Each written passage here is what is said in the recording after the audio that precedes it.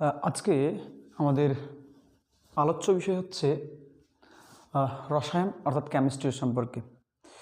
এবারে আমাদের কেমিস্ট্রি সম্পর্কে জানতে গেলে প্রথমে যেটা জিনিস জানতে হয় সেটা হচ্ছে কি, কেমিস্ট্রি অর্থাৎ রসায়ন, রসায়ন কথাটি অর্থাৎ কেমিস্ট্রি কথাটি এসেছে কিমিয়া শব্দ থেকে। কিমিয়া হলো এক ধরনের রাসায়নিক পদার্থ।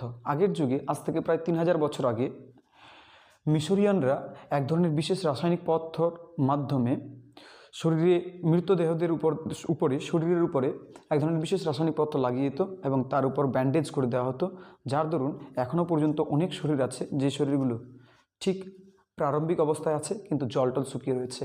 অর্থাৎ তাহলে এখান থেকে আমরা বুঝতে পারলাম যে না, কেমিস্ট্রি কথাটি এসেছে কিমিয়া নামক শব্দ থেকে। কিমিয়া কথার অর্থ কি? এক ধরনের বিশেষ রাসায়নিক পদার্থ। আচ্ছা, এবারে রসায়নের জনককে অর্থাৎ কেমিস্ট্রির জনককে?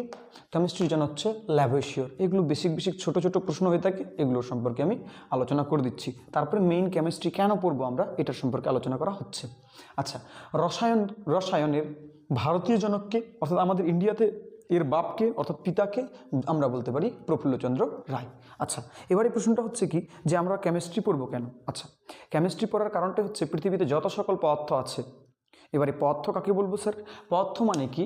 পদার্থ যাকে আরেকটা ভাষায় দ্রব্য বলে থাকি, যেটাকে ইংলিশে মেটার বা সাবস্টেন্স বলি। পদার্থ মানে কি? যার একটা ভর থাকবে এবং কিছুটা অংশ দখল করে থাকবে, তাকে আমরা কি বলবো? পদার্থ বলবো। অর্থাৎ পৃথিবীতে সব জিনিসই আমরা কিসের আকারে দেখতে পাই? পদার্থের আকারে দেখতে পাই। পদার্থ কী দ্বারা নির্মিত?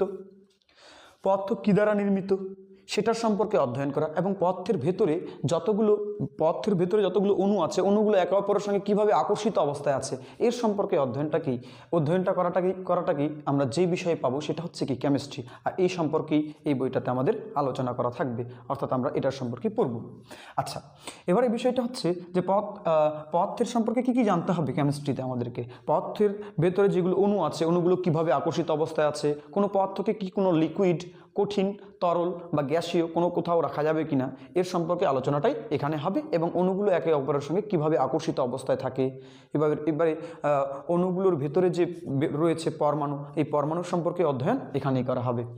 অর্থাৎ পৃথিবীতে যত সকল জিনিস দেখতে পাচ্ছি সবগুলোই কি পদার্থ। যেহেতু সবগুলোই পদার্থ, তাহলে সুতরাং পদার্থের ভেতরে যদি আমরা যাই, ভেতরে গেলে আবার ওখানে বন্ডিংয়ের ব্যাপার আসবে, অর্থাৎ বন্ধনের ব্যাপার আসবে। বন্ধনের ব্যাপার আসলেই অর্থাৎ তাহলে আমরা বলতে পারি যে কোনো জিনিসকে আমরা অধ্যয়ন করতে গেলে রসায়নের ভেতরে লুকিয়ে থাকে। সেই জন্যই রসায়নকে আমরা বিজ্ঞানের বিজ্ঞান বলে থাকি। তাহলে রসায়নকে আমরা কি বলি? বিজ্ঞানের বিজ্ঞান বলে থাকি। এবং আমাদেরকে অনলাইনে মনে রাখতে হবে যে জনকটা হচ্ছে কি ল্যাভোইসিয়র, যিনি হাইড্রোজেন গ্যাসের প্রতিষ্ঠাতা করেছেন এবং প্রিস্টলে নামক বৈজ্ঞানিকটা অক্সিজেনের প্রতিষ্ঠা করেছেন বা অক্সিজেনকে খুঁজে বের করছেন। আচ্ছা, এবারে প্রশ্নটা হচ্ছে যে রসায়ন পড়ার আগে যেটা মাস্ট বি আমাদেরকে জানতে হয় সেটা হচ্ছে কি অক্সিজেন সম্পর্কে। অক্সিজেন কি? অক্সিজেন হচ্ছে এরকম একটা গ্যাস, যেই গ্যাসটা যে কোনো জিনিসকে জ্বলাতে সহায়তা করে। যে কোনো জিনিসকে জ্বলাবে কি? অক্সিজেন। যে কোনো জিনিসকে জ্বলাতে কি সহায়তা করবে? অক্সিজেন। অক্সিজেন ছাড়া কোনো জিনিস জ্বলে না। কিন্তু পৃথিবীতে একমাত্র পদার্থ জার্কোনিয়াম, যাকে জ্বলাতে গেলে কোনো অক্সিজেনের প্রয়োজন হয় না। অর্থাৎ তাহলে কোনো জায়গায় জ্বলে গেছে বা পচে যাওয়া অংশ বা জ্বলে যাওয়া অংশের মধ্যে অবশ্যই কার হাত রয়েছে? অক্সিজেনের হাত রয়েছে, যেটাকে আমরা বায়োলজির ভাষায় অক্সিডেশন বা জারণ বলে থাকি। তাহলে জারণ কথার অর্থই কি বোঝায় কেমিস্ট্রির ভাষায়? পচে যাওয়া, যেটাকে আমরা বায়োলজির ভাষায় বলবো আবার ফার্মেন্টেশন বা সন্ধান। তাহলে বায়োলজির বিষয়টা বায়োলজিতেই আলোচনা করা হবে।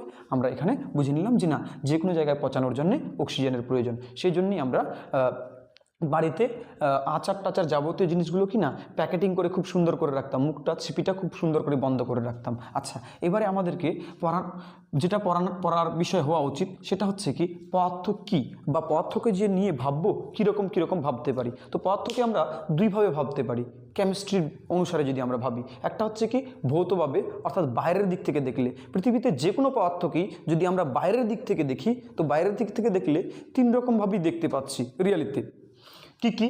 একটা হচ্ছে হয় কঠিন আকারের পদার্থ হয়, আচ্ছা, না হলে তরল আকারের হয়ে থাকে, না হলে গ্যাসীয় আকারের হয়ে থাকে। তাহলে পদার্থকে ভৌতভাবে অর্থাৎ বাইরের দিক থেকে দেখলে, বাইরের গুণের দিক থেকে দেখলে আমরা 3 রকমভাবে রূপটা দেখতে পেলাম। কি? একটা হচ্ছে কঠিন, আর একটা হচ্ছে তরল, আর একটা হচ্ছে কি গ্যাসীয়। এই 3 রকমই অবস্থা। এবারে কঠিনের মধ্যে কাদেরকে বলবো? কেন আমরা দেখি নাই লোহা টোয়া যাবতীয় জিনিসগুলো, যতগুলো চেয়ার কাঠ টেবিল যতগুলো রয়েছে, ওরা কঠিন আকারে আছে। আর তরল আকারে সব থেকে প্রাথমিক উদাহরণ হচ্ছে জল, আর গ্যাসীয় আকারে বাতাস, বাতাসের থেকে আর তো বড় এক্সাম্পল হয় না গ্যাসীয় পদার্থের ক্ষেত্রে। আচ্ছা, এবারে আমাদেরকে যদি কোনো সময় জিজ্ঞেস করে থাকে যে স্যার, বা জিজ্ঞেস যদি করে কোনোভাবে যে কঠিন কঠিন কেন, তখন আমরা বলবো যে না, যে কোনো পদার্থ কি না, পদার্থ নির্দিষ্ট কোনো জিনিস দ্বারা গঠিত। আমরা যদি এই পদার্থটাকে মেশিনে পেশাই করি, পেশাই করলে লাস্টে যেটা একটা অংশ পাবো, ওইটা অংশ দিয়ে বলতে পারি না একাধিক ওই অংশ দিয়ে এই পদার্থটা গঠিত হচ্ছে, বলা যায় কি না? যেহেতু একাধিক পদার্থ দিয়ে এই জিনিস, একাধিক ছোট্ট ছোট্ট অংশ দিয়ে এই পদার্থটা গঠিত হয়েছে, ওই ছোট্ট অংশটাকে আমরা কি বলতে পারি? পরমাণু। আর পরমাণুর সম্পর্কে আলোচনাটা আমরা নেক্সট ভিডিওতে করব। সুতরাং আজকে আমরা খালি হালকা বুঝে নিয়ে এটাকে সাইডে রাখছি। ওকে, আচ্ছা। তো ওই যে একাধিক পরমাণুগুলো আছে, পরমাণুগুলো একে অপরের সঙ্গে, পরমাণু মিলে অনুগঠিত হয়, আর ওই অণুগুলো যত একে অপরের সঙ্গে আকর্ষিত অবস্থায় থাকবে, যত আকর্ষণ বলটা বেশি হবে, তাহলে ও তত বেশি পাশাপাশি হবে, গঠিত হবে, অর্থাৎ ও হয়ে যাবে কি? কঠিন। আর ওর তুলনায় যদি তুলনামূলক একটু দূরাদূরি থাকে, তাহলে বিনিময়ে তৈরি হবে কি? তরল। এবং আর একটু দূরাদূরি হলে, অর্থাৎ গ্যাসের যার অণুগুলো একদমই দূরাদূরি থাকবে, তৈরি হয়ে যাবে কি? গ্যাস। অর্থাৎ তাহলে আমরা একটা জিনিস বুঝে নিলাম জি না, কঠিনের ক্ষেত্রে অণুগুলো খুব পাশাপাশি থাকে, সেজন্যই কঠিন। আর তুলনামূলক যদি একটু দূরে দূরে অণুগুলো থাকে, তাহলে তৈরি হবে কি? তরল। আর যদি আরও দূরাদূরি প্রচণ্ড ফাঁকা অবস্থান মিলে থাকে, সেটা অবস্থার নামটা কি দ্বারা যাবে? গ্যাস, অর্থাৎ গ্যাসীয় অবস্থা। আমরা এই 3 রকমের অবস্থা দেখেছি। এবারে আমাদেরকে যেটা জানতে হয় যে কোনো পদার্থকেই আমরা যদি গরম করাই, গরম করালে ওদের অণুগুলো একে অপরের পাশ থেকে দূরে যায়। এবারে এর এখানে কিন্তু কেমিস্ট্রির বিষয়তে অনেকগুলোই প্রশ্ন জাগবে, কিন্তু আমাদেরকে আস্তে আস্তে করে এটার সংশোধনটা করতে হবে যে না, কেনই বা দূরে যায়। ওকে, তাহলে আমাদের আলোচনার বিষয় হচ্ছে যে না, দূরে যাচ্ছে, এখন এটাই মনে রাখতে হবে। কিন্তু যদি আমরা পদার্থকে আবার ঠান্ডা করি, তাহলে অনেকগুলো পাশে থাকবে। আপনারাই তো দেখছেন, আমরা যখন গরমের সময় দেখবেন হাফ টি শার্ট পরি আমরা সব কাজ চালা যেতে পারি, কিন্তু ঠান্ডার সময় মনে হয় শরীরটা গুটিসুটি হয়ে যায়, সেই জন্যই আমরা জামা পরি। তো শরীরের মাংসপেশিগুলো পাশাপাশি চলে আসে। তো সিম্পল একটা আমরা বুঝার সুবিধার্থের জন্য এটা বলে দিলাম। আচ্ছা, এবারে আমরা যেটা বিষয় নিয়ে আলোচনা করব সেটা হচ্ছে কি, যে আমরা ভাবতে পারি যে না, তাহলে আমরা যদি কঠিনকে গরম করাই, কঠিনকে গরম করালে তাহলে অণুগুলো দূরে দূরে যাবে, দূরে দূরে গেলে কিসে পরিণত হওয়ার কথা? তরলে পরিণত হওয়ার কথা। আচ্ছা, এবারে তরলকে যদি গরম করাই, গরম করলে কিসে পরিণত হয়ে যাবে? গ্যাসীয় পদার্থে পরিণত হয়ে যাবে। এবারে আমরা যদি গ্যাসকেও গরম করাই, তাহলে গ্যাসকেও যদি গরম করতে চালু করে দিই, তাহলে পদার্থের চতুর্থ নাম্বার অবস্থায় চলে আসবো, যেটা অবস্থাটাকে বলা হয় প্লাজমা অবস্থা। এবারে আপনারা ভাববেন হয়তো যে প্লাজমা অবস্থাটা কীরকম প্রকৃতির। আচ্ছা, আমরা হয়তো কাশি দেখেছি, কাশি দেখবেন যেখানে পড়ে থাকে কিনা ওখানে থেকেই যায়, আমরা ফু মারলে কিনা এক জায়গায় থাকে কিন্তু নড়াচড়া করে খালি, ওই রকমের একটা অবস্থা। আচ্ছা, তো এর থেকে ভালো এক্সাম্পল দেওয়া যায় না? হ্যাঁ, এর থেকে ভালো এক্সাম্পল বলা যায় যে না, অগ্নুৎপাত যখন হয়ে থাকে, ভলক্যানো অর্থাৎ আগ্নেয়গিরি থেকে যখন অগ্নুৎপাত হয়, ওই অগ্নুৎপাতটা কোন অবস্থায় পাওয়া যায়? প্লাজমা অবস্থায়। বা লোহাকে যদি গলালে লোহার যখন তরল রূপ চলে আসে, ওটাই কোন অবস্থা? প্লাজমা অবস্থা। আর প্লাজমা অবস্থাতে প্রচণ্ড পরিমাণে শক্তি হয়ে থাকে, কারণ কি অনেক তাপ গ্রহণ করার মাধ্যমে অণুগুলো দূরে হয়ে গেছে। তাহলে আমরা কঠিন থেকে গরম করলে গ্যাসের অণুগুলো দূরে গেল, তরলে পরিণত হলো, আরও দূরে গেল, গ্যাসীয়তে পরিণত হলো। ওর পরেও যদি গরম করায় প্রচণ্ড পরিমাণে বিনিময়ে শক্তি পাই, যে অবস্থাটা পেয়ে থাকি সেটা হচ্ছে কি? পদার্থের 4 নম্বর অবস্থা, অর্থাৎ প্লাজমা অবস্থা। এবারে করা হলো কি, যদি আমরা একটা কাজ করি, যেরকম আমরা বললাম একটু আগে শিখলাম যে না, যদি পদার্থকে গরম করায় তাহলে দূরে যাবে অণুগুলো, আর ঠান্ডা করালে পাশে আসবে। তাহলে এবারে একটা কাজই করা যাক, আমরা গ্যাসীয় পদার্থকে নিই, এবারে ঠান্ডা করতে চালু করে দিই। তো গ্যাসীয় পদার্থকে বোস নামক একজন বৈজ্ঞানিক, আমাদের বাঙালি বৈজ্ঞানিক, কলকাতার বাঙালি বৈজ্ঞানিক সত্যেন্দ্রনাথ বোস, উনি কি করলেন যে 3টা গ্যাসীয় এলিমেন্ট নিলেন। এলিমেন্ট নেওয়ার পর ওই 3টা এলিমেন্টকে কি করা হলো, ওই 3টি পদার্থকে কি করা হলো, গ্যাসীয় পদার্থকে ঠান্ডা করা হলো। ঠান্ডা করলে কিসে পরিণত হয়ে গেল? তরলে। আবার ঠান্ডা করা হলো, ঠান্ডা করার ফলে কিসে পরিণত হয়ে গেল? কঠিনে। কঠিনকেও যদি ঠান্ডা করা যায়, আচ্ছা, যে কোনো পদার্থকে আমরা যদি -273°C দিয়ে থাকি, ওটাকে পরম শূন্য উষ্ণতা বলি। অর্থাৎ এর পরে আর কোনো উষ্ণতাতে কোনো কাজ করে না, অর্থাৎ গ্যাস কিসে পরিণত হয়ে যায়? তরলে পরিণত হয়ে যায়। তো উনি কি করলেন, গ্যাসকে প্রথম ঠান্ডা করলেন, অর্থাৎ ঘনীভবন করলেন। ঘনীভবনের পরে তরলে পরিণত হলো, আর তরলের পরে কঠিনে পরিণত হলো। এই কঠিনের পরে যদি আরও আমরা ঠান্ডা করি, তো ঠান্ডা করলে কি না, ধরে নিন যে এটা একটা পাত্র, এটা যদি একটা পাত্র হয়, তো এই পাত্রের ক্ষেত্রে কি না, গ্যাসের অণুগুলো 3টা অণু মিলে সুপার এলিমেন্ট তৈরি করে দেয়। এই সুপার এলিমেন্ট তৈরি করে দিলে আর ওই যেটা অণুটা সৃষ্টি হলো, ওই পাত্রের দেওয়াল আর ঘেঁষে থাকে না, মিডলে থাকে। তো এটা একটা নতুন একটা অবস্থার খোঁজ করে দিয়েছিলেন বোস, কিন্তু সেই সময়ের ইংরেজরা ওটাকে স্বীকৃতিপ্রাপ্ত দেয়নি। তিনি সেই জন্যই লেটার পাঠিয়েছিলেন আইনস্টাইনকে, এবং আইনস্টাইনও তার সততার মাধ্যমে বোসের কথাটিকে সত্য প্রমাণ করে দেন, এবং পরবর্তীকালে ওটা একটা নতুন অবস্থা, যেটা অবস্থার এখনও পর্যন্ত বৈজ্ঞানিকরা পর্যবেক্ষণ করতেই আছে, যেটা অবস্থার নাম কি, বোস আইনস্টাইন কনডেনসেশন, অর্থাৎ পদার্থের ৫ম নম্বর অবস্থা। তাহলে আমরা পদার্থকে ভৌতভাবে বিভক্ত করলাম। এবারে আমাদের যেটা জানতে হয় সেটা হচ্ছে কি, পদার্থকে রাসায়নিকভাবে কীভাবে বিভক্ত করাবো। এবারে আমাদের প্রশ্ন হচ্ছে কি, ভৌত আর রাসায়নিক মানে কি? ভৌত মানে কোনো জিনিসকে বাইরের দিক থেকে বুঝতে গেলে, বাইরের দিক থেকে দেখলে, গুণগুলো দেখলে, ওই গুণগুলোকে কি বলা হয়, ভৌত অবস্থা। আর রাসায়নিক মানে ভেতরের দিক থেকে, যেরকম আপনি ধরে নিন তালা ফাটাবেন, তালা ফাটালে কি আপনি কি করতে পারেন, হয়তো লাঠি বা হাতুড়ির মাধ্যমে আঘাত দিয়ে তালাকে ফাটাই দিলেন। তো এই যে বাইরের দিক থেকে আঘাত করলেন, বাইরের ব্যাপারটা মানে কি দাঁড়া যায়, ভৌতভাবে আঘাত করে করছেন। আর যদি আপনি কোনো অ্যাসিডের মাধ্যমে তালাটাকে ফাটাই দেন, ওটা রাসায়নিকভাবে, কারণ ভেতরে কিছু না কিছু ঘটছে। অর্থাৎ আমাদের ভেতরের গুণটা সম্পর্কে যদি জানতে চাই, ওটাকে আমরা রাসায়নিক বলতে পারি। আচ্ছা, রাসায়নিকভাবে পদার্থকে কটা ভাগে বিভক্ত করা গেছে? রাসায়নিকভাবে পদার্থকে 3টি ভাগে বিভক্ত করা গেছে। যদি একই রকম, অর্থাৎ নিজে নিজে কোনো পদার্থ যদি নিজে নিজে গঠিত হয়ে থাকে, তাদেরকে আমরা কি বলে থাকি, মৌলিক পদার্থ। রাসায়নিকভাবে নিজে নিজে যদি কোনো পদার্থ গঠিত হয়ে থাকে, তাকে কি বলবো, মৌলিক পদার্থ। মৌলিক পদার্থ যেরকম আমরা বলতে পারি লোহা, লোহা যদি নিজে নিজে গঠিত হয় তাহলে লোহা মৌলিক পদার্থ। আচ্ছা, ধরে নিন হাইড্রোজেন, হাইড্রোজেন নিজে নিজে গঠিত হচ্ছে, তাহলে হাইড্রোজেনও কি মৌলিক পদার্থ। অক্সিজেনও নিজে নিজে গঠিত হচ্ছে, অক্সিজেনও কি মৌলিক পদার্থ।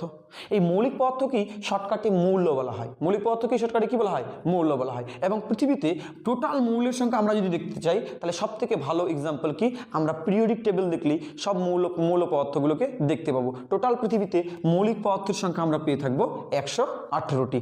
এবারে যৌগিক পদার্থ মানে কি তাহলে স্যার? যৌগিক পদার্থ মানে হচ্ছে কি, যৌগিক পদার্থ হচ্ছে যে 2 বা ততোধিক মৌলিক পদার্থ দ্বারা যেটা গঠিত হবে এবং যাদের একটা নির্দিষ্ট অনুপাত থাকবে, ওটাকে আমরা কি বলবো, যৌগিক পদার্থ। তাহলে যেরকম ধরে নিন, যেখানে হাইড্রোজেন ছিল, হাইড্রোজেনও মৌলিক পদার্থ, অক্সিজেনও মৌলিক পদার্থ, কিন্তু এই দুজন যুক্ত হয়ে পরিণত কিসে হয়েছে, জল, H2O, যেটাকে আমরা বাংলায় কি বলে থাকি, জল।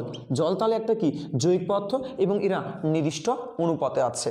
ওকে, তাহলে যৌগিক পদার্থ মানে বুঝে নিলাম আমরা যে না, যাদের একটা সংকেত পাবো, গড়ে যেটা বলতে পারি, যাদের একটা সংকেত পাবো, এবং যাদের সংকেত পাবো এবং যাদের একটা নির্দিষ্ট অনুপাত থাকবে। যেরকম আমরা এখান থেকে যদি বলি হাইড্রোজেন কত অনুপাতে আছে, 2 অনুপাতে, এবং অক্সিজেন কত অনুপাতে আছে, 1 অনুপাতে, তাই কি না? সেমভাবে আমরা ধরে নিলাম সোডিয়ামও কি মৌলিক পদার্থ, কারণ একাই আছে। ক্লোরিনও কি মৌলিক পদার্থ, একাই আছে। এই দুইজন যখন যুক্ত হয়ে যাবে, যুক্ত হলে পরিণত হবে NaCl, যেটাকে আমরা বলি খাদ্য লবণ। কি বলি, খাদ্য লবণ। তাহলে খাদ্য লবণ একটা কি, খাদ্য লবণও একটা কি, যৌগিক পদার্থ, কারণ একাধিক মৌলিক পদার্থ দিয়ে পরিণত হয়েছে, অর্থাৎ গঠিত হয়েছে। তাহলে যৌগিক পদার্থকে আমরা শর্টকাটে বলে থাকি যৌগ।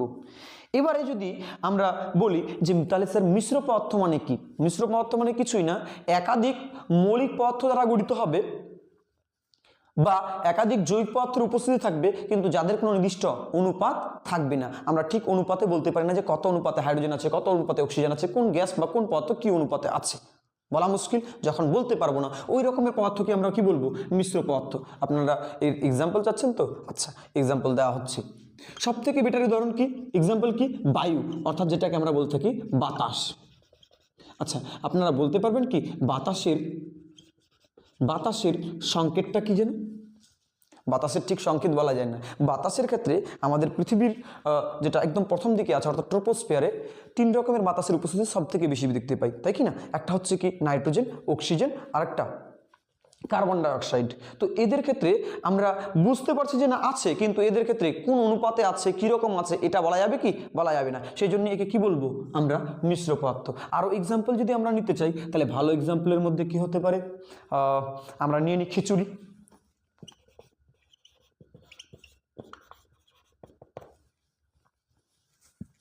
খিচুড়ি, খিচুড়িকেও কি বলতে পারি, মিশ্র পদার্থ বলতে পারি। যেরকম বলতে পারেন আপনারা মশলা, মশলার ক্ষেত্রে আমরা নির্দিষ্ট অনুপাত বলতে পারি না, কিন্তু সবার ক্ষেত্রেই তো একটা যখন অনুপাতে থাকবে তখন তো ওটাকে আমরা যৌগিক পদার্থ বলি, এর ক্ষেত্রে নির্দিষ্ট কোনো অনুপাত নেই, অর্থাৎ এটাকে আমরা কি বলবো, মিশ্র পদার্থ। তাহলে আমাদেরকে মাঝে মধ্যেই বলে থাকে যে বাতাস একটা কোন পদার্থ, বাতাস অবশ্যই একটা মিশ্র পদার্থ। বাকিটুকুনি আমি আলোচনা করছি, আপনারা একবার স্ক্রিনশট করে নিতে পারেন। আমরা একটু আগে শিখে গেলাম যে না রাসায়নিক পদার্থকে তিনটি ভাগে বিভক্ত করা গেল, একটা মৌলিক পদার্থ, জৈবিক পদার্থ এবং মিশ্র পদার্থ। এবারে আমরা প্রাথমিকভাবে ওটা শিখলাম, কিন্তু এখন আমরা শিখব যে মৌলিক পদার্থকে ওর গুণগত দিক থেকে কটি ভাগে বিভক্ত করা গেছে। ওকে, তো মৌলিক পদার্থকে গুণগত দিক থেকে তিনটি ভাগে বিভক্ত করা গেছে। কটা ভাগে বিভক্ত করে দিচ্ছি? তিনটা ভাগে বিভক্ত করে দিয়েছি ওদের গুণ দেখে। একটা হচ্ছে কি ধাতু, আরেকটা হচ্ছে অধাতু, আর একটা ধাতু কল্প। আচ্ছা, ধাতু কাদেরকে বলবো? ধাতু মনে রাখার সবথেকে ভালো উপায়, যদি কোনো মৌলের সর্বোচ্চ কক্ষপথে যদি একটা, দুটা বা তিনটা ইলেকট্রন থাকে, কটা বললাম? একটা, দুটা বা তিনটা ইলেকট্রন থাকে, তার জন্য তাদেরকেই আমরা কি বলে থাকবো? ধাতু। ওকে, আচ্ছা, ধাতুর যেহেতু সর্বোচ্চ কক্ষপথে ইলেকট্রন থাকে, সেই জন্যে ধাতুর জন্যে একটা প্রত্যেকটা ধাতুর ক্ষেত্রে লোহা, সোনা, রূপা যাবতীয় আছে যতগুলো জিনিস আছে, এদের ক্ষেত্রে একটা নির্দিষ্ট চমক মিলে থাকে। কেন মিলে থাকে? কারণ সর্বোচ্চ কক্ষপথের ইলেকট্রনের জন্যে। আচ্ছা, ধাতুর মেইন গুণটা কি? ধাতুর গুণ কি? ধাতু তড়িৎ এবং তাপ পরিবহন করে। তড়িৎ এবং তাপ পরিবহন করে। তাহলে ধাতু কি করবে? তাপ এবং তড়িৎ পরিবহন করবে। যেহেতু ধাতু তাপ ও তড়িৎ পরিবহন করবে, সেই জন্যে এই রকম জিনিসগুলোকে বিভিন্ন জায়গায় আমরা ব্যবহার করে থাকি। কীরকম ধরে নিন, যেরকম আমরা পাখা ঘুরাই, তো পাখার ক্ষেত্রে দেখবেন পাখার যদি মাথাটা আমরা খুলি কিনা, খুললে একটা কয়েল মিলে থাকে, ওইখানে কি কপার দিয়ে পেঁচানো থাকে। আর কপারকে যদি আমরা গরম করাই বা কারেন্ট পাঠাই কপারের মধ্যে দিয়ে, তো কপার কি করে? ঘুরে। সেই জন্য ওই অনুসারে আমরা কি করে দিয়েছি যে না, যেহেতু ওর ঘোরার কাজ আছে, তাহলে ওকে নিয়ে আমরা একটা কাজই করতে পারি, ফ্যানে লাগাই দিতে পারি আর ফ্যান ঘুরবে। তাহলে পারলাম কি বুঝতে যে না ধাতুর ক্ষেত্রে ধাতুর তড়িৎ পরিবহন করবে এবং তাপ পরিবহন করবে, এবং ধাতুর ক্ষেত্রে আঘাতে একটা শব্দ তৈরি হবে। কিন্তু সব ধাতুর ক্ষেত্রেই একটা আলাদা আলাদা প্রকৃতির শব্দ হবে। যেরকম আপনি এই যে অংশটা দেখতে পাচ্ছেন, এই অংশটা যেটা সাদা কালারের বাইরের দিকে কভার্ড করানো আছে, এই যে অংশটা, এটা অংশ হচ্ছে কি অ্যালুমিনিয়ামের। ওকে, তো অ্যালুমিনিয়ামের ক্ষেত্রে আমরা যখন আঘাত করি কি না, এর একটা সাউন্ড পাবো, কিন্তু এটা হচ্ছে অধাতু কাঠ বা যে দিয়ে নির্মিত, তো এর ক্ষেত্রে কিনা পার্সোনাল কোনো শব্দ মিলে না। তাহলে আমাদের ধাতু যাতে চিনতে পারি, ধাতু টোটাল পিরিয়ডিক টেবিলের ক্ষেত্রে, অর্থাৎ পর্যায় সারণী আমরা যদি দেখি কিনা, পর্যায় সারণীর ক্ষেত্রে টোটাল যে ধাতু মিলে থাকবে সেটা হচ্ছে 91টা। কটা? 91টা। তাহলে টোটাল মৌলিক পদার্থ কয়টা ছিল? 118টা। 118টার মধ্যে ধাতু কয়টা? 91টা। এবং ধাতুর মেইন গুণ কি শিখলাম? তাপ এবং তড়িৎ পরিবহন করবে।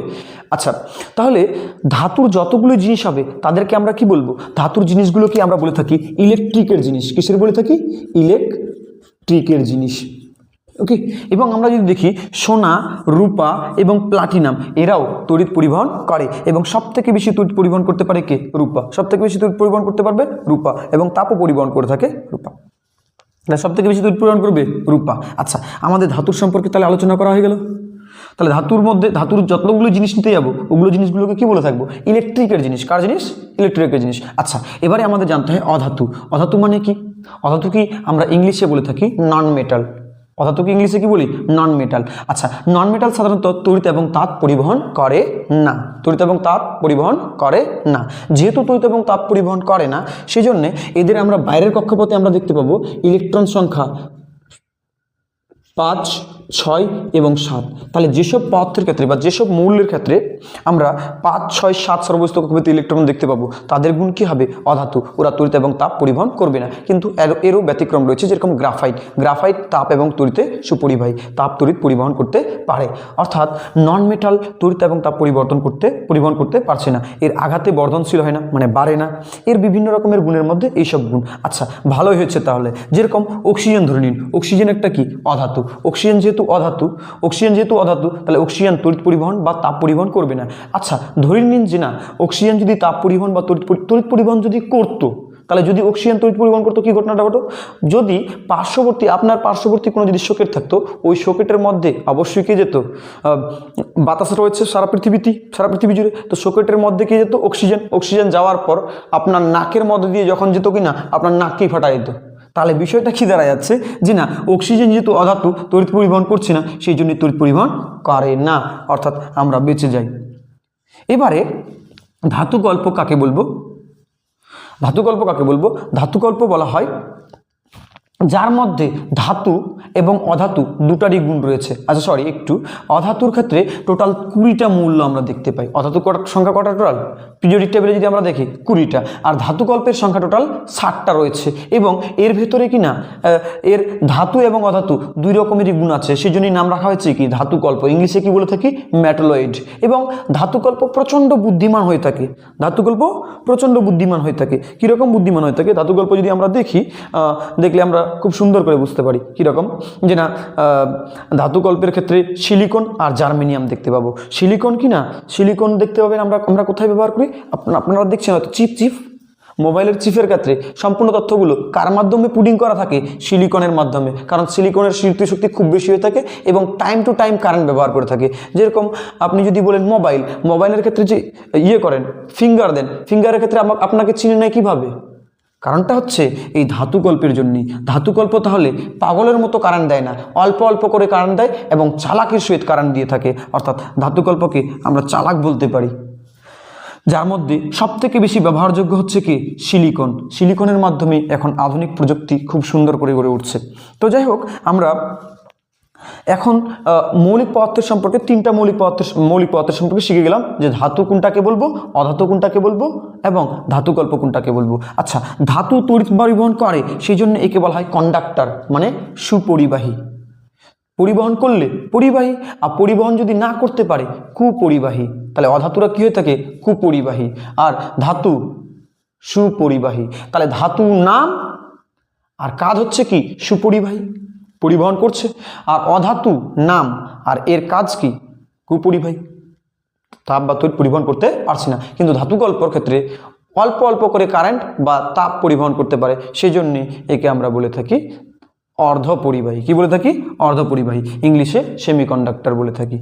আচ্ছা, এইটুকুনি যদি বোঝানো হয়ে যায়, তাহলে আমি যৌগিক পদার্থ এবং মিশ্র পদার্থ সম্পর্কে আলোচনাটা করে দিচ্ছি, আপনারা স্ক্রিনশট নিতে পারেন। এবারে আমাদের আলোচনার বিষয় হচ্ছে কি? যৌগিক পদার্থ। যৌগিক পদার্থ অবশ্যই একাধিক মৌলিক পদার্থ দ্বারা গঠিত হচ্ছিল। আচ্ছা, যৌগিক পদার্থকে আমরা দুটি ভাগে বিভক্ত করতে পারি, জৈব যৌগ, অজৈব যৌগ। আমরা যখন বড় ক্লাসে শিখেছিলাম যে না জৈব যৌগকে ইংলিশে বলা হয় থেকে অর্গানিক, আর অজৈব যৌগকে ইনঅর্গানিক। আচ্ছা, জৈব যৌগ অজৈব যৌগ চিনার সব থেকে বড় উপায় কি? আচ্ছা, দেখবেন পিরিয়ডিক টেবিলের মধ্যে সব থেকে বদমাইশ যে হয়ে থাকে সেটা হচ্ছে কার্বন। কি হয়ে থাকে? কার্বন। কার্বন যে কোনো জীবের ক্ষেত্রে কি পেয়ে থাকি? ওর ভেতরে কার্বন পেয়ে থাকি। যে কোনো জীবের ক্ষেত্রে আপনারা দেখবেন কি পাবেন? কার্বন। আচ্ছা, আমরা হয়তো চিনতে পারলাম না কার্বনকে চিনার আরেকটা ভালো উপায় বলে দিই। আচ্ছা, পৃথিবীতে যতগুলোই জিনিস জ্বলাই, যদি জ্বলানোর পর ওর একটা কালো ছাই পাই বা কালো ধোঁয়া পাই, তাহলে কালো ধোঁয়া পেলেই আমরা বুঝে নিব যে ওর ভেতরে কি রয়েছে? কার্বন রয়েছে। আর কার্বন যেহেতু অক্সিজেনের সঙ্গে বিক্রিয়া করে, সেই জন্যই তৈরি হয়ে যায় কার্বন ডাই অক্সাইড। তাহলে যেটা বেরোয় ওটা হচ্ছে কি? Carbon die oxide. তাহলে পৃথিবীতে যে কোনো জিনিসকে জ্বালালে কি পাবো? কার্বন। অর্থাৎ সব জীবের ভেতরেই, পৃথিবীতে যে কোনো জীব উঠায়নি না কেন, জীবের অংশ যদি উঠায়নি, তার ভেতরেই কার্বন আছে। অর্থাৎ যেহেতু জীবের ভিতরে কার্বন আছে, সুতরাং তাহলে এই কার্বনের দেখি তো পৃথিবীতে কতগুলো জীবের কতগুলো কার্বনের জিনিস আছে বা কতগুলো কার্বনের পদার্থ আছে। তো কার্বনের সম্পর্কে আলোচনা করার জন্যই আমরা কেমিস্ট্রিকে দুটা ভাগে বিভক্ত করে দিয়েছি। একটা হচ্ছে কি? অর্গানিক, আর একটা হচ্ছে ইনঅর্গানিক, যেটাকে বলে থাকে জৈব যৌগ, অজৈব যৌগ। আচ্ছা, বিজ্ঞানী বার্জেলিয়াস উনি কি বলছিলেন? বিজ্ঞানী বার্জেলিয়াস বলছিলেন যে পৃথিবীতে যতগুলোই জৈব যৌগ হয়ে থাকে ওদেরকে সৃষ্টি করা যায় না। কিন্তু ওরই একজন স্টুডেন্ট ছিল, ওর স্টুডেন্টের নাম ছিল ভোলার। তো ভোলার কি করলেন? উনি প্রথম অজৈব যৌগ থেকে জৈব তৈরি করে দিলেন এবং ওর পরবর্তীকালে ঠিক 3-4 বছরের মধ্যেই প্রায় 4 লাখ অজৈব যৌগ থেকে জৈব যৌগর সৃষ্টি করা হয়েছিল। তো উনার স্টুডেন্টই উনার ভুল প্রমাণ করে দিয়েছিলেন।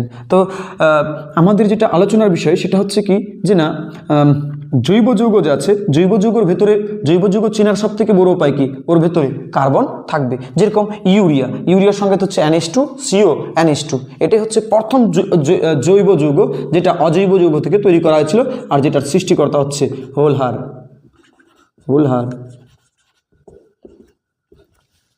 আচ্ছা, তাহলে আমরা কিভাবে চিনবো যে কোনো জৈব যৌগ না অজৈব যৌগ, অর্থাৎ অর্গানিক না ইনঅর্গানিক?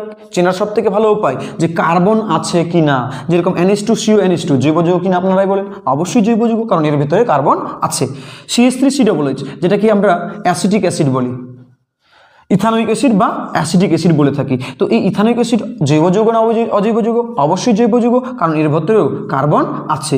এই COOH যেটাকে ফর্মিক অ্যাসিড বলি, যেটা মৌমাছির হুলে পেয়ে থাকি, তো এটাও অবশ্যই কি একটা কার্বনিক অর্থাৎ জৈব যৌগ বা অর্গানিক বলতে পারি। আচ্ছা, এবারে যেটা পার্ট পড়ে থাকবে সেটা হচ্ছে কি অজৈব যৌগ। যেসব যৌগের মধ্যে কোনো কার্বনের উপস্থিতি দেখতে পাবো না, ওই যৌগগুলিকে কি বলবো? অজৈব যৌগ বা ইনঅর্গানিক। যেরকম আমরা বলতে পারি H2SO4, একেই আমরা রসায়নের রাজা বলে থাকি। H2SO4 এর কাজে হচ্ছে জল শোষণ করে নেওয়া।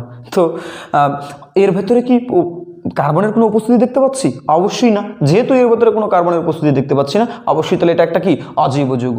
HNO3 নাইট্রিক অ্যাসিডও একটা কি অজৈব যৌগ। সেমভাবে HCl অজৈব যৌগ, অ্যাসোট সালফার ডাইঅক্সাইড এটাও কি অজৈব যৌগ। তাহলে জৈব যৌগ অজৈব যৌগ চেনার সব থেকে ভালো উপায় কি? কার্বন আছে কিনা আমরা এটা দেখে নিলেই বুঝে নিতে পারবো যে ওই যৌগটা জৈব যৌগ না অজৈব যৌগ।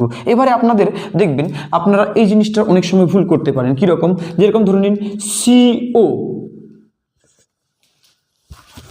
সি এর সঙ্গে দেখবেন সিটাও বড় হরফে আছে এবং ওটাও বড় হরফে আছে। যখন দুটা বড় হরফে থাকবে তখন আপনাদেরকে বুঝে নিতে হবে যে না, এই দুটা আলাদা আলাদা এলিমেন্ট যুক্ত হয়েছে, অর্থাৎ এটা একটা কি, এটা হচ্ছে কার্বন মনোঅক্সাইড। কিন্তু যদি আমরা কোনো সময় এরকম দেখতে পাই বড় হাতের সি কিন্তু ওটা ছোট হাতের, এর মানে এই দুইজনই একই সঙ্গে আছে, কারণ সংকেতের বোঝার সুবিধার্থের জন্য এরকম তৈরি করা হয়েছিল। তাহলে সিও মানে এখানে কি বোঝায়? ছোট সি, বড় হাতে ক্যাপিটাল লেটারে সি, আর তারপরে ছোট হাতে ও অর্থাৎ স্মল লেটারে ও যদি থাকে এটাকে বোঝায় কোবাল্টকে। কাকে বোঝাচ্ছে? কোবাল্টকে। কিন্তু সি, বড় হাতের সি আর বড় হাতের ও কাকে বোঝাচ্ছে? কার্বন মনোঅক্সাইডকে। অবশ্যই কার্বন মনোঅক্সাইড একটা কী হবে? জৈব যৌগ হবে। আপনারা একটু স্ক্রিনশট করে নিতে পারেন। তারপরে আমি মিশ্র পদার্থের সম্পর্কে আলোচনা করছি। একটু আগে আমাদের আলোচনা হলো জৈব পদার্থ নিয়ে, এবারে আমরা আলোচনা করব মিশ্র পদার্থ নিয়ে। মিশ্র পদার্থের সম্পর্কে প্রথমে ডেফিনেশন বুঝে গেছি যে না, মিশ্র পদার্থের ক্ষেত্রে কী ঘটনা ঘটে থাকে যে এর ক্ষেত্রে কোনো নির্দিষ্ট অনুপাতে এরা থাকে না। তাহলে মিশ্র পদার্থকে আমরা যখন অনুশীলনীতে ঢুকবো অর্থাৎ পড়ার বিষয় নিয়ে ঢুকবো তখন কিন্তু এদের সম্পর্কে প্রত্যেকটা সম্পর্কে ডিটেলসে আলোচনা করা হবে। এখন যেহেতু আমরা কেমিস্ট্রি স্টার্ট করছি সেই জন্যই আমরা প্রত্যেকজনকেই এক এক করে চিনে নিচ্ছি। তো মিশ্র পদার্থকে দুইভাবে বিভক্ত করা যায়, একটা হচ্ছে কি অসমসত্ব আর একটা হচ্ছে সমসত্ব, হেটেরোজিনাস, হোমোজিনাস। আচ্ছা, অসমসত্ব মানে কি? যখন একাধিক পদার্থ মিশে থাকবে ঠিকই কিন্তু ভালোভাবে মিশে থাকবে না, অর্থাৎ আমরা পৃথক করতে পারবো। যেরকম ধরে নিন আমরা কি করলাম যে চালকে আর ডালকে একসঙ্গে মিশাই দিয়েছি। বলেন তো আপনারাই, আমরা চাল এবং ডালকে পৃথক করতে পারবো কি না? পারবো। কিন্তু আমরা একটা যদি কাজ করি, চাল আর ডালকে নিয়ে ওর মধ্যে যদি জল ঢেলে দিই আর কিছুটা গরম করাই, তাহলে পরে ওটা খিচুড়িতে পরিণত হয়ে যাবে এবং ভালোভাবে মিশে যাবে। সুতরাং তারা আমরা বুঝতে পারছি যে না, চাল আর ডাল যেহেতু আলাদা করতে পারছি মানে ভালোভাবে যুক্ত নেই, সেই জন্য ওই রকমের অবস্থাটাকে কি বলবো? অসমসত্ব। আর এই অসমসত্বকেই সমসত্বতে পরিণত করতে পারছি, কিন্তু কোন সময়? যখন আমরা জল দিচ্ছি আর তার বিনিময়ে সামান্য পরিমাণে হিট দিচ্ছি বা হিট দিচ্ছি, তার ধরুন খিচুড়ি তৈরি যাচ্ছে, এখন আমরা চাল ডালকে পৃথক করতে পারবো না, অর্থাৎ সমসত্বতে পরিণত করে দিলাম। সেমভাবে যদি আমরা দেখি যে সিমেন্ট প্লাস বালি, আমরা সবাই এরকম কাজ করে থাকি তাই কি না? তো সিমেন্ট আর বালি এই দুজনকে নিয়ে ওদের মধ্যে যদি আমরা জল ঢেলে দিই আর জল ঢেলে দেওয়ার পর যদি আমরা ফেট করে দিই, ভালো রকম মিশিয়ে দিই, মিশিয়ে দেওয়ার পর তৈরি হয়ে যায় মশলা, তখন আমরা আলাদা করে বলতে পারবো না যে এইটা হচ্ছে সিমেন্ট আর এটা হচ্ছে বালি, অর্থাৎ সমসত্ব দ্রবণে সমসত্ব জায়গায় পরিণত হয়ে গেছে। কিন্তু ওর আগে যখন সিমেন্ট আর বালি আলাদাভাবে যুক্ত ছিল, এদের ক্ষেত্রে আমরা পৃথক করতে পারতাম যে না, সিমেন্ট আলাদা বালি আলাদা, অর্থাৎ ওটা অসমসত্বভাবে ছিল। তাহলে সমসত্ব অসমসত্ব মানে কিছুই না, যখন ভালোভাবে মিশে যাবে তখন ওই বিষয়টাকে সমসত্ব বলবো, আর যদি আমরা পৃথক করতে পারি ওই রকমের মিশ্রণটাকে কি বলবো? অসমসত্ব। এরই একটা স্পেশাল আমরা চ্যাপ্টার পাবো যেটাকে আমরা বলবো দ্রবণ। যাই হোক, তো এটার সম্পর্কে আলোচনার যদি আপনাদের প্রয়োজন থাকে তাহলে আপনারা নেক্সট ভিডিওতে বলতে পারেন। তো আপনারা এটুকুনিও স্ক্রিনশট করতে পারেন।